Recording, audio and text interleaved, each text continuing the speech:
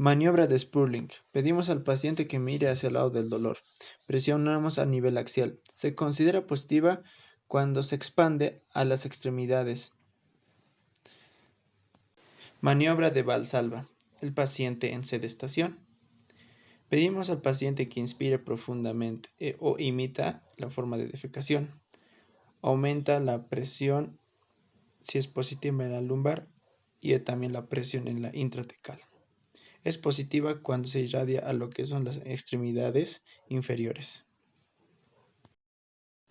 Maniobra de Naff-Ziegler-Johnson.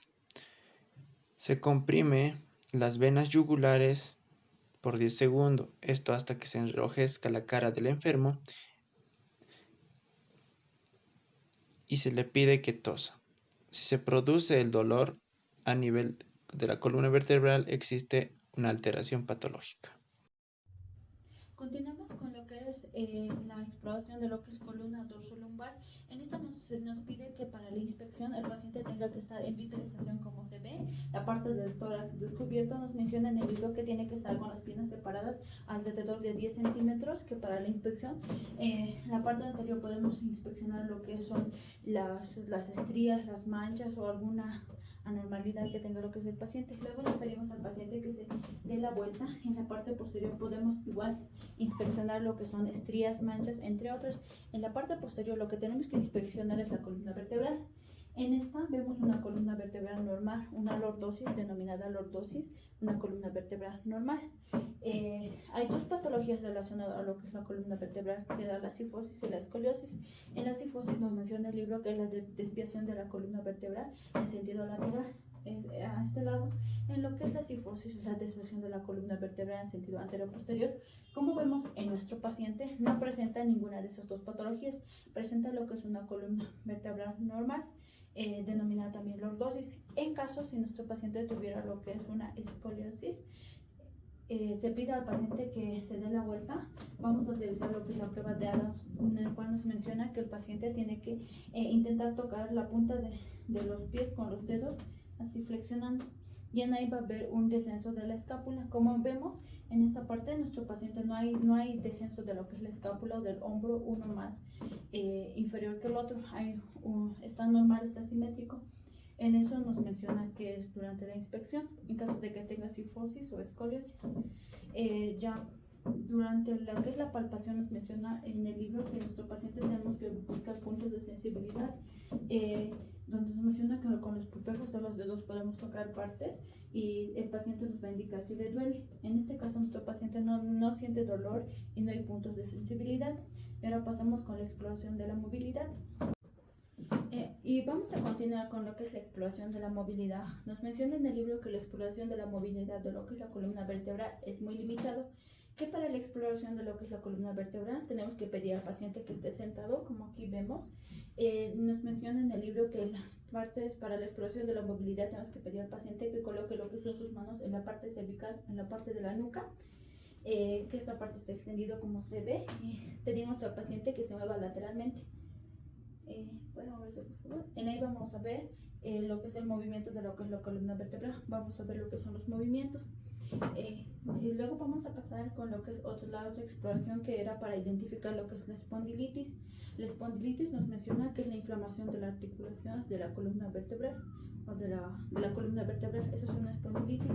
Para detectar lo que es una espondilitis nos mencionaba en el libro que tenemos que utilizar lo que es una cinta métrica. En el caso de los hombres tenemos que poner lo que es la cinta métrica a la altura de la areola mamaria, como vemos en este caso, rodearlo con la cinta métrica en toda la areola mamaria y agarrarlo y pedir al paciente que inhale.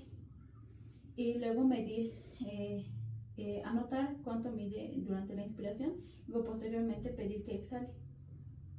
Y tenía que haber una diferencia entre la inhalación y la exhalación, que tenía que ser menor a 2.5 centímetros. Si durante la inhalación o durante la inspiración y la expiración la diferencia de tamaños era mayor a 2.5, nos indicaba que posiblemente el paciente tenga una espondilitis. Continuando con lo que es la exposición, vamos a hacer lo que es la maniobra de Goldward. Esta maniobra de Goldward generalmente se utiliza para detectar o si el paciente posiblemente puede tener lo que es una lumbalgia.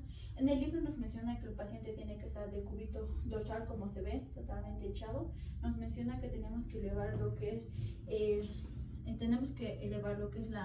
miembro inferior, lo que es la pierna, sin que se flexione lo que es el pie, y tenemos que colocar lo que es nuestra mano en la parte posterior de lo que es la columna vertebral.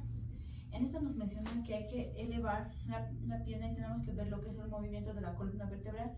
Si hay dolor en este movimiento, nos indica que es positivo y nos puede indicar que el paciente tenga lo que es una lumbalgia. En este caso, cuando yo elevo lo que es la pierna y sin que se flexione lo que es la rodilla, veo evidencia lo que es el movimiento de lo que es la columna vertebral y el paciente no siente dolor, entonces en este caso es negativo.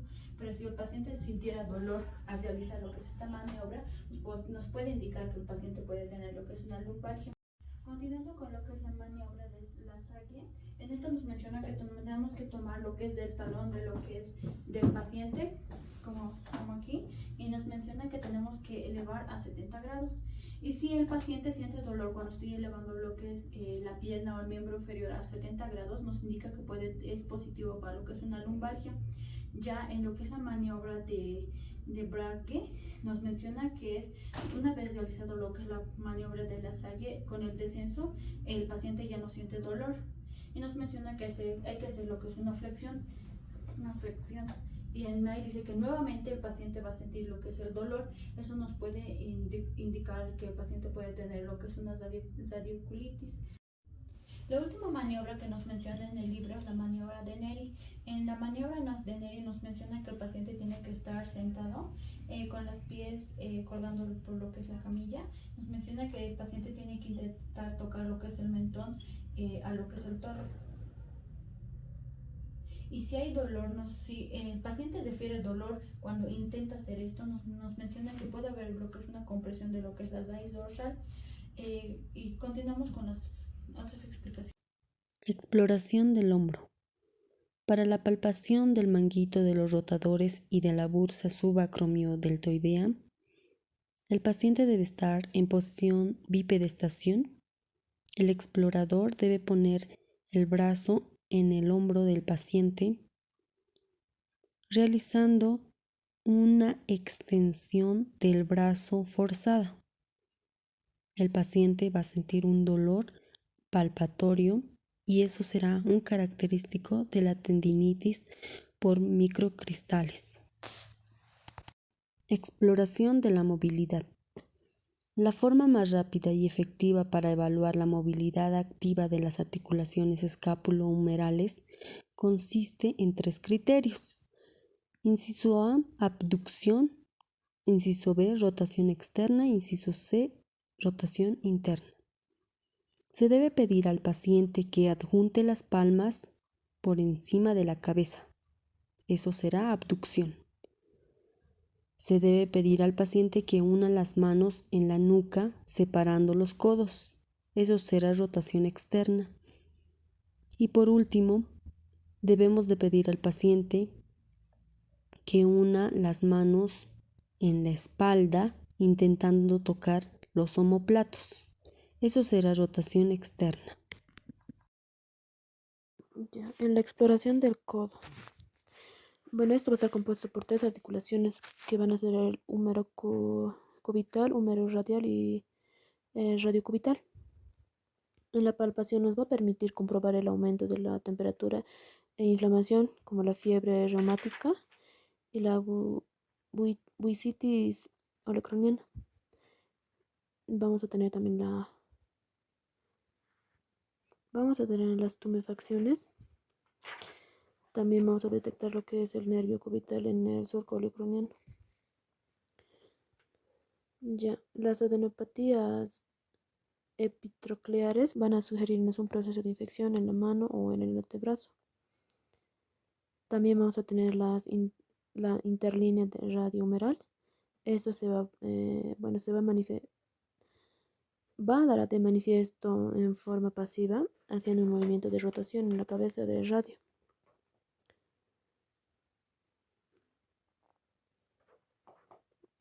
Mm,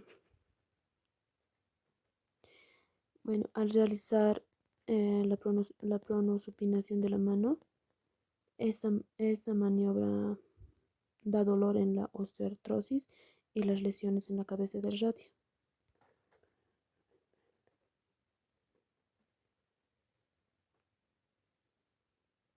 Vam- vamos a tener también la epicondritis, que es el dolor más común en el codo.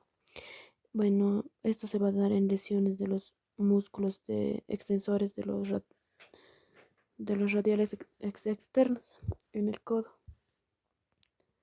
en la región del epicóndilo. El paciente va a referir dolor en la cara lateral del codo que esto puede propagarse por el dorso del antebrazo y llegar a los dedos. Bueno, esto se va a evidenciar al palpar el epicóndilo con el pulgar y con la prueba de Cosen. La prueba de Cosen va a consistir en explorar y sostener el brazo del paciente, flexionando un 90 grados mientras con su pulgar presiona con el pulgar presionamos sobre el epicóndilo. Se le va a pedir al paciente que cierre el puño y lo extienda. Mientras que con el pulgar vamos a presionar sobre el epicóndilo, se le va a pedir al paciente cierre el puño y lo extienda. Si el paciente presenta dolor, es la prueba positiva y si no, la prueba negativa. Mi nombre es Araceli Ruth Gondori Espinosa. Voy a explicar las maniobras exploratorias de la muñeca. La primera maniobra es la maniobra de Finkelstein. Es más utilizado para la tenosinovitis de Kerbein. Se flexiona el pulgar hacia adentro y se cierra los dedos sobre él. Después de esto, se produce una desviación cubital al paciente. Es positivo si el paciente presenta dolor agudo en ese lugar. La segunda maniobra es la maniobra de Fallen. La maniobra de Fallen se pide al paciente de que una las manos en flexión ventral y lo eleve junto con los codos durante 1 a 2 minutos. Se va a considerar positivo si el paciente presenta dolor en los dedos, ya que es producida por la compresión del nervio cubital. Exploración de la mano e impresión diagnóstica. Iniciamos con la inspección.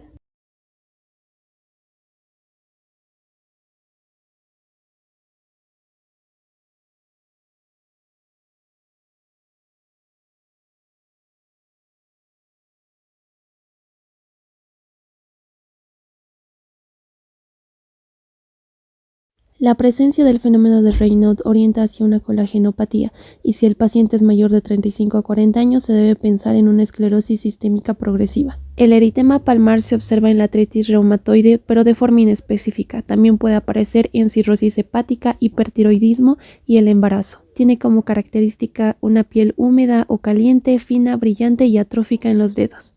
En la artritis reactiva o síndrome de Reiter, semanas después de una aparición de encuadro inicial, aparecen lesiones hiperqueratósicas, estas similares a las de una psoriasis pustulosa.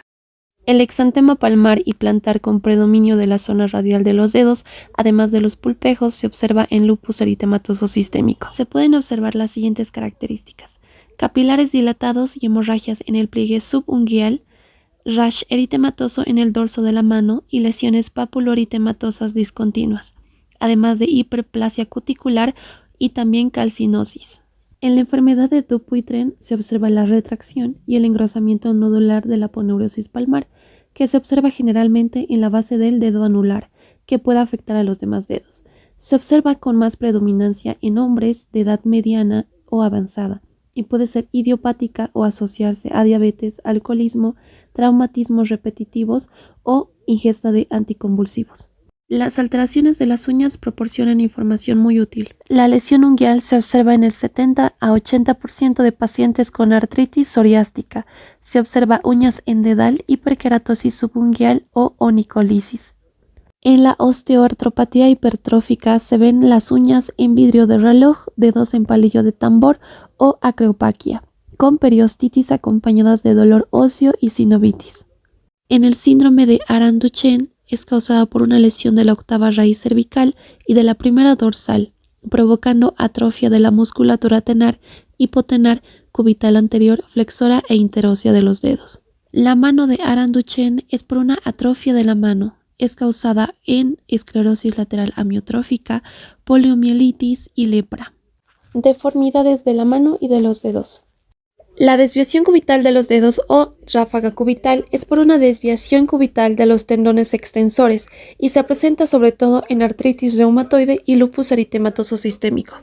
La mano en garra es por una rigidez articular, engrosamiento e induración de la piel, además de flexión permanente de los dedos que se debe a una esclerosis sistémica o una artritis psoriásica por anquilosis, esta por articulaciones interfalángicas proximales o distales.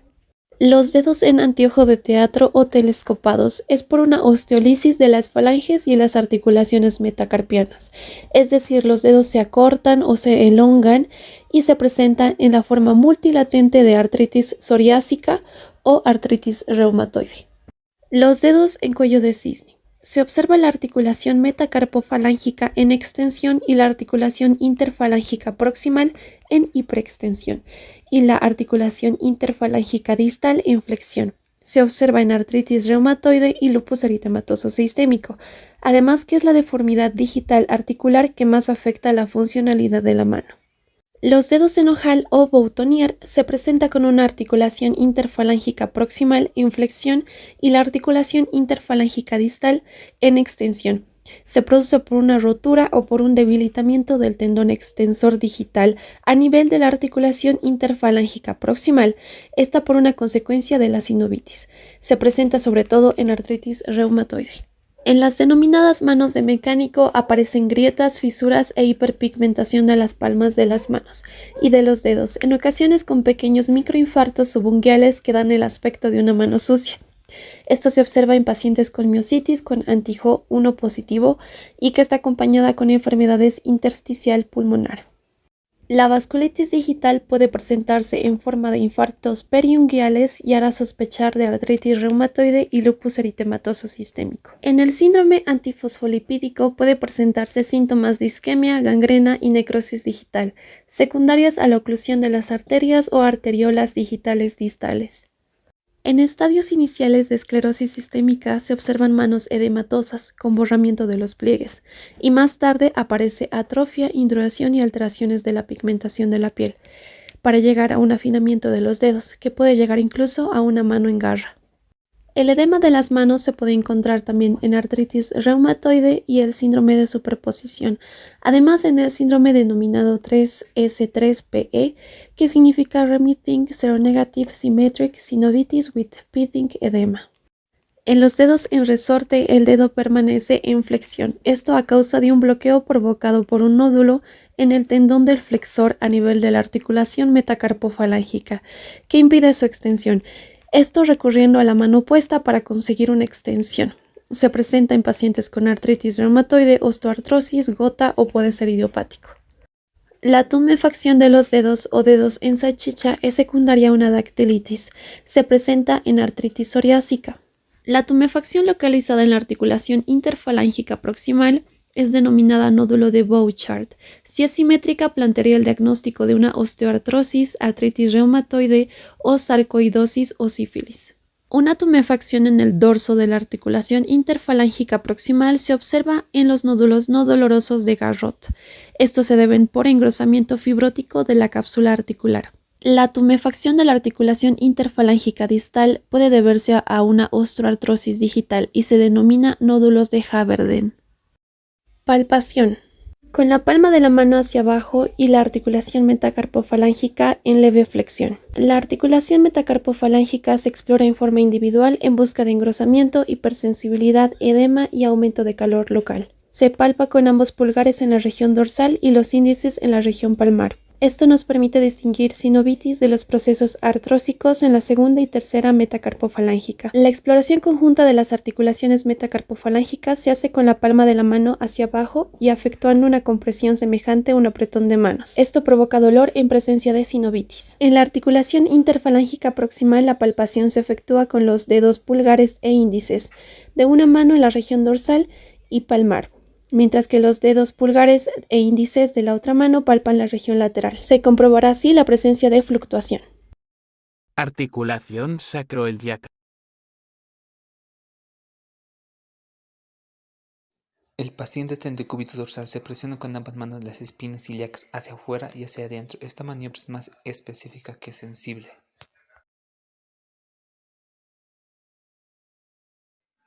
El paciente se presiona con bastante fuerza hacia adentro la parte anterior de ambas crestas ilíacas. Esta maniobra es igualmente más específica que sensible.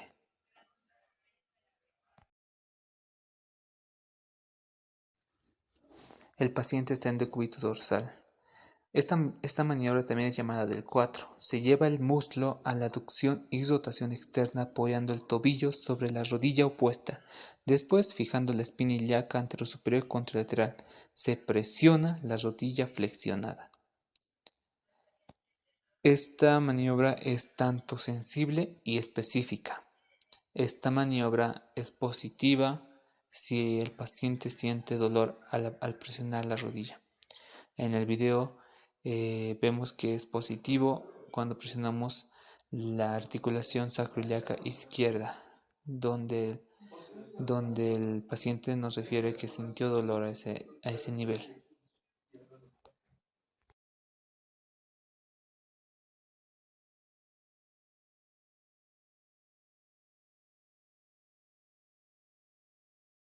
El paciente se encuentra en decúbito dorsal, se deja que una pierna caiga hacia afuera de la camilla mientras la otra se flexiona y se lleva hacia el tórax, agarrándola con ambas manos. La maniobra es positiva si la pierna flexionada que está caída hacia un lado es dolorosa y en este caso es positiva. Todas estas maniobras serán positivas si al hacerlas el paciente siente dolor en la articulación sacroiliaca y serán negativas si no siente dolor. Flexión. Con el paciente en decúbito dorsal se flexiona la cadera con la rodilla dando una amplitud entre 120 grados. En la rotación, aprovechando la posición, se flexiona la cadera a 90 grados el momento que la rodilla flexiona y se realiza movimientos de rotación interna y externa. En la abducción, la cadera se presiona fijamente con la hemipelvis y hacemos movimientos de apertura en el miembro inferior.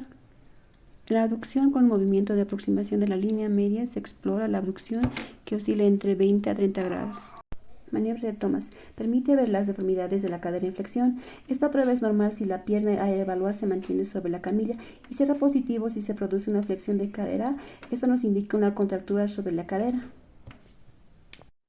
Bueno, vamos a hablar sobre la exploración de la cadera, en el cual vamos a hablar sobre los exámenes de la marcha. Tenemos la marcha antálgica, en el cual podemos decir que es una cojera, ya que esto se caracteriza por adoptada para evitar el dolor, ¿no? También tenemos la marcha de Trendelenburg, y ya que esto puede llevar a una basculación pélvica hacia abajo del lado sano, cuando se transfiere el peso de la cadera afectada. También vamos a hablar sobre la prueba de Trendelenburg, cuando el paciente está de pie apoyado con una sola pierna. Normalmente podemos decir que la hemipelvis, cuando del lado no apoyado ascienda, la cadera está normal. Pero si la hemipelvis del lado no apoyado desciende, la prueba se considera como positivo. En cuanto a su inspección, podemos decir que el paciente se examina hemipedestación por delante, tratando de detectar, ¿no?, una inclinación pélvica, en el cual vamos a colocar los pulgares en ambas espinas ilíacas anterosuperiores. Normalmente quedarán en el mismo nivel. También vamos a hacer con una medición de cinta métrica de los miembros inferiores, ya que puede permitir definir con una precisión de acortamiento total, ya que puede ser verdadero. En la espina ilíaca anterosuperior podemos decir que esa cinta métrica va pasando por encima de la rótula, ¿no? Y si está normal, ya está bien.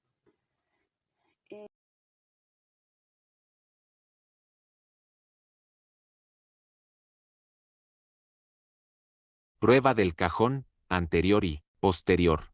Cajón anterior. Se flexiona la rodilla del paciente a 80 grados y el examinador se sienta sobre el pie del paciente para que no haya desplazamiento. Se toma la pierna con los pulgares a nivel del tubérculo tibial y se procura desplazarla hacia adelante. Si la epífisis tibial se desplaza 1,5 centímetros, casi con certeza está desgarrado el ligamento cruzado anterior. Cajón posterior. En igual posición se repite la maniobra, pero ahora desplazando hacia atrás la epífisis tibial. Un desplazamiento de 1 centímetro o más es muy sugestivo de rotura del ligamento cruzado posterior. Prueba de Murray. Esta nos permite para buscar un diagnóstico de lesiones del menisco medial. Con el paciente en decúbito dorsal se toma la pierna buscando hacer una flexión, tomándolo a través del talón y la articulación de la rodilla. En el caso de la articulación de la rodilla se toman los dedos en la interlínea medial y la interlínea lateral. En este caso forzando o ejerciendo una presión de valgo. En el caso del talón se busca hacer una rotación externa y la presencia de un chasquido puede indicar una lesión en el menisco medial. Maniobra de Moragas. Esto nos ayuda para el diagnóstico de lesiones del menisco lateral. Con el paciente en decúbito dorsal se coloca el miembro por explorar en posición de 4 o 4 invertido, de acuerdo con la rodilla que se va a investigar. Se ubica el pulgar en la interlínea medial y el índice en la lateral, y con el pulgar se ejerce presión forzando el varo, lo que permite que el índice se ubique mejor en la interlínea. Luego se extiende la rodilla con lentitud. Si el dedo índice provoca dolor y es rechazado por el menisco lateral, es probable que éste se encuentre lesionado. Prueba de compresión de Apley modificada. Esta nos ayuda para detectar la lesión de cualquier menisco. Con el paciente en decúbito ventral y flexión de 90 grados de la rodilla, que se va a explorar, se ejerce presión hacia abajo sobre el talón, a fin de comprimir los meniscos simultáneamente, y se rota la tibia en dirección externa e interna. La región en la que se produce el dolor indicará si la lesión es del menisco medial o lateral. Exploración del tobillo y orientación diagnóstica. Inspección. En la inspección se busca deformidad postural, flexión plantar por un tendón de Aquiles corto o su rotura, que va a generar la imposibilidad para mantenerse sobre el pie. Si la tumefacción es localizada, hay que pensar en una lesión ligamentaria como el esguince o entorsis. En una tumefacción asociada con un cuadro tóxico infeccioso con dolor puntual puede deberse a una osteomielitis. Sin embargo, si la tumefacción predomina a un lado, se debe pensar en gota.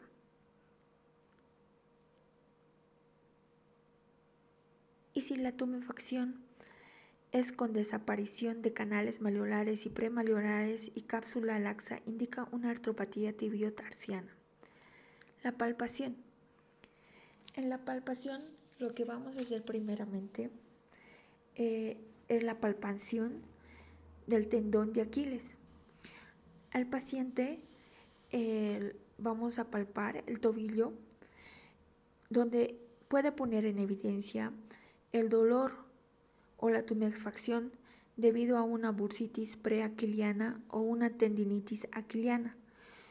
También podemos ver nódulos reumatoideos, tofos o xantomas. En el esguince de tobillo es importante la búsqueda del dolor a la palpación sobre el maleolo externo y el peroneo calcáneo. Si se observa equimosis, se presume rotura del ligamento.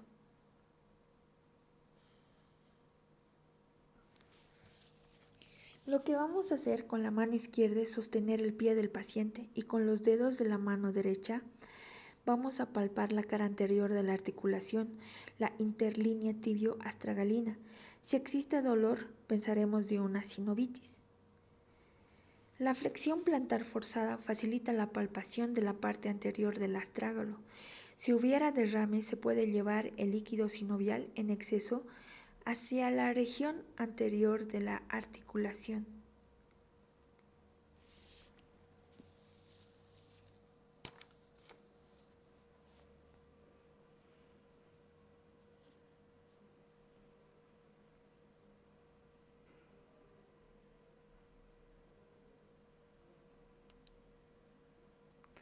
una rotura del tendón de Aquiles, vamos a explorar de la siguiente forma con la prueba de Thompson, donde el paciente de rodillas va sobre la camilla, va a estar con los pies fuera.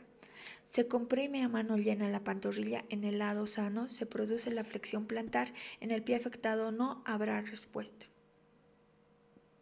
Empezando con la exploración del pie, debemos de palpar a nuestra paciente y debemos de ver lo que es la temperatura. Debemos también de comparar lo que es ambos pies. Si encontramos aumento de temperatura, nos indicaría lo que es artritis reumatoide o artritis gotosa. Si hay una frialdad del pie, debemos de vernos obligados a revisar lo que es la parte circulatoria.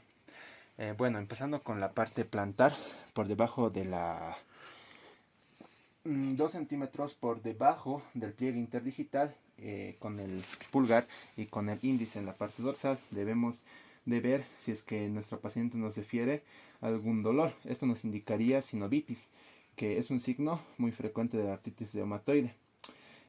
También debemos ver y hacer presión en la parte de los metatarsos. En esta parte, frecuentemente entre el tercer y cuarto, si nos indica dolor, sería lo que es el neuroma de Morton. El neuroma de Morton es el atrapamiento del nervio plantar digital que frecuentemente se da entre el tercer y cuarto metatarso. Siguiente sería lo que es la palpación de los metatarsos. También, si es que nos presenta dolor, nos indicaría de traumatismos tales como fracturas o también por sobrecargas. Después debemos de explorar lo que es la articulación subastragalina, en el cual debemos de fijar el talón con una mano y con la otra por la parte anterior del pie. Y debemos de realizar la pronosupinación, y si es que esta se encuentra limitada, y más aún si se presenta con dolor, nos indicaría lo que es un compromiso articular, frecuentemente artritis reumatoide o una pseudofractura del calcáneo. Siguiente, debemos de ver si es que nuestro paciente presenta talalgia, que es prácticamente el dolor del talón. Esto nos puede sugerir lo que es una éntesis, que es una inflamación de alguna inserción, ligamento o un tendón de la parte del talón. Siguiente, nos podemos ver lo que es el espolón calcáneo sintomático, en donde debemos de realizar presión en la parte del borde interno del pie. Y es que si nos indica dolor, estaríamos indicando que tiene un espolón calcáneo sintomático. La siguiente es la fibromatosis plantar, en la cual debemos de palpar un nódulo. Si es que este nódulo a la compresión se acompaña con dolor, nos indicaría lo que es una fibromatosis plantar. Y por último, el síndrome del túnel tarsiano, que este es semejante al síndrome del túnel carpiano, en el cual es porque el nervio tibial posterior se encuentra afectado y que al pasar por la parte del canal del tarso, este se encuentra comprimido.